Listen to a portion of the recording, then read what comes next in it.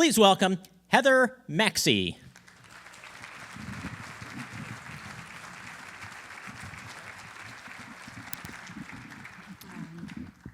Yeah, a little lower. That's good. Okay. Thank you. So, Sacred Heart High School hired me to be their first-year lacrosse coach, and I was so pumped. I had my U.S. lacrosse playbook, and I had mapped out the entire season. And I could read the headlines. First-year lacrosse team wins Mayflower League championships. But what I didn't know is that none of these players had ever played lacrosse before, or any sport. They signed up just to fill a requirement, and our first game was a colossal loss.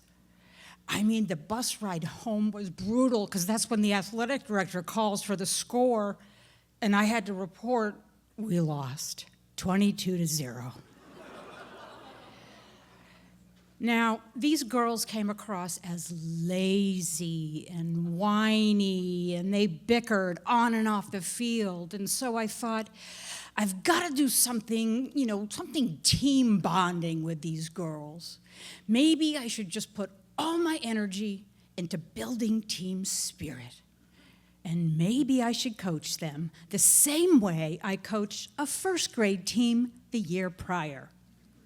So I started bringing to practice water balloons for them to catch and throw with, and bins of candy for them to do something we called candy catch relays. And they definitely started having more fun, but they were still bickering, like someone kissed someone else's boyfriend, or someone's Instagram account was blowing up. And when I would ask them just to run a few laps, they would say, "Oh my God, Coach, can we maybe actually not?" And that's when I said, okay, enough. Drop your sticks, sit down, close your eyes, and just breathe. I thought doing this, maybe they could leave some of the noise of their day off the field. And I just let them do that for a few minutes. And who shows up to evaluate his new coach but the athletic director? And let me tell you, he was expecting like a master class in tactical development.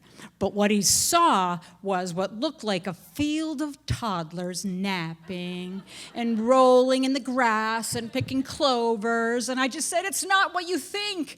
It's mindfulness training. So we had to come up with plays, so very unique plays that compensated with their lack of ability really to do anything.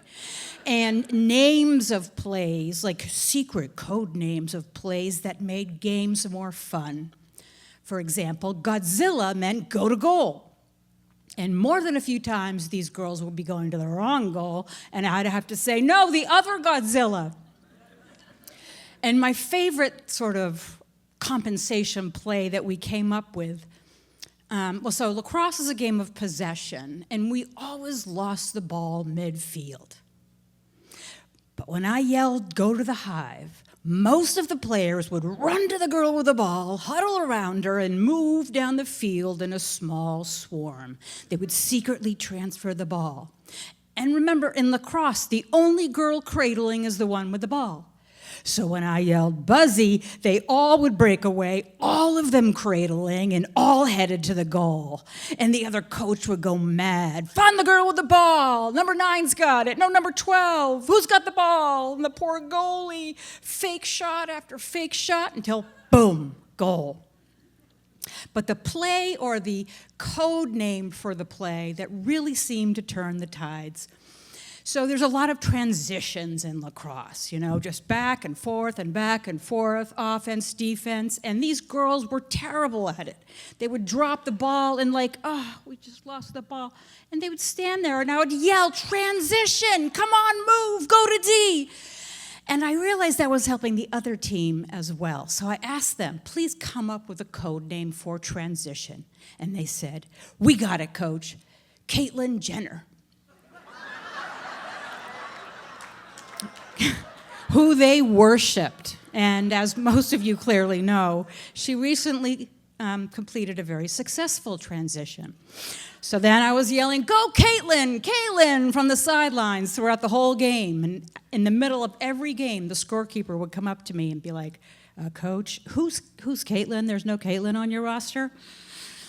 Well, as luck would have it, that spring I had to go to a fundraiser in Los Angeles with my husband.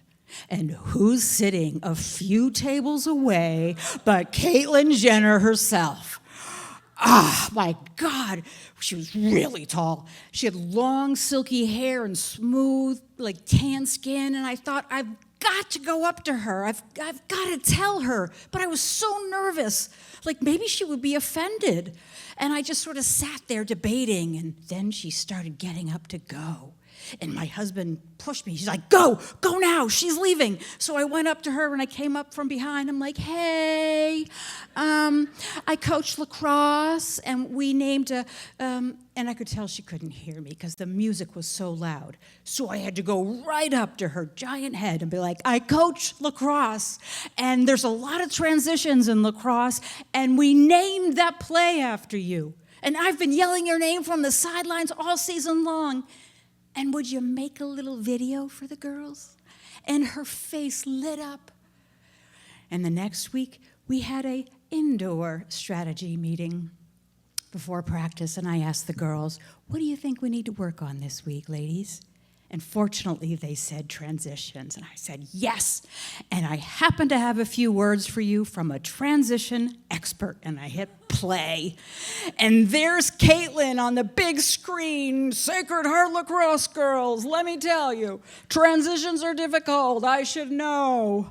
But living your life authentically is more important. And let me tell you, these girls just about fell out of their chairs. They couldn't get to their phones fast enough.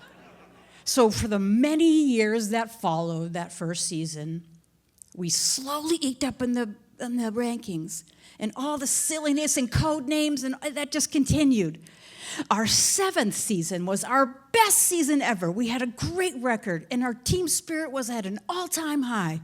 And we're headed to the last game of the season against a big, scary, undefeated team. And I didn't really think we had a chance, but the game itself was so much closer than I thought.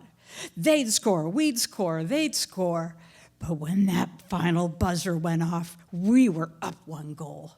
And let me tell you, we all exploded with joy. And because we were celebrating something so much bigger than beating that team. So we're all piling onto the bus, and this little small town reporter comes up to me. He's like, Coach, how'd you do it? What's the secret to your success? How'd you turn this team around? I said, off the record, it's a revolutionary new training program. And he gets out his little book.